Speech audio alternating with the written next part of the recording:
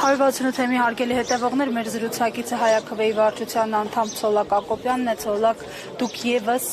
այսպես թիրախավորվել եք իշխանությունների կողմից, նույնիսկ համասարանի աշխատանքից, դասախոսական աշխատանքից զրկվեցիք իշխանությունների թեթև ձեռքով, խնդրեմ դուք այսպես ուղիղ կանգնեք։ Այսօր ինչ ուղերձով եք այստեղ, որովհետև Հայաստանի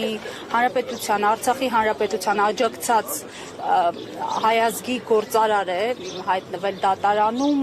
եւ ուղղակի մեկ հայտարարության համար եկեղեցուն պաշտպանելու։ Ես այսօր այստեղ եմ գտնվում, որպեսզի պաշտպանեմ մեր արժեքները, մեր սրբությունները, մարդու իրավունքները եւ նա որ ցանկացած քաղաքացի խոսքի ազատության համար չպետք է հալածվի,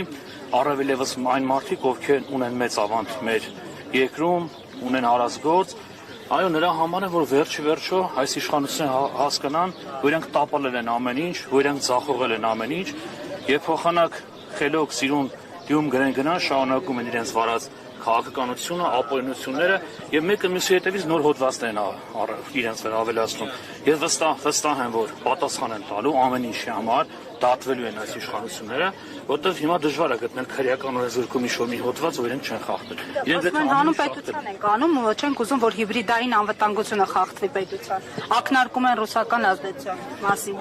Ակնարկում են ռուսական ազդեցության մասին, բայց ակնհայտ տենում ենք այստեղ թուրքական, ադրբեջանական ձեռագիր, իրանք ընկնում են այն մարդկանց հետևից, այն մարդկանց հետապնդում, որոնք մտածում են ազգային արժեքների մասին եւ թույլ տվեք կասկած հարուցել, որ այո, իրանք կատարում են կոնկրետ թուրքական, ադրբեջանական հրահանգը։ Եք վախենում թիրախավորվել նորից։ Ես արդեն շուտվանից չեմ վախենում ոչնչից, չեմ վախենում թիրախավորվելուց, տեսանք ինչքան է փորձեն, որևիցե բան չեն կարողանում, նույնիսկ անձակրներ։ Իմ մասով երևում է իրանց քրեական գործերը կարած եւ իրանց ամեն ինչը, ինչի ականատեսն ենք լինում։ Ես վստահ եմ արդարությունը վերականգնվելու է ու իշխանությունը իրականում փոխանցվելու է հայ ժողովրդին։ Հայ ժողովուրդը դառնալու իշխանության տեր։ Շնորհակալ եմ։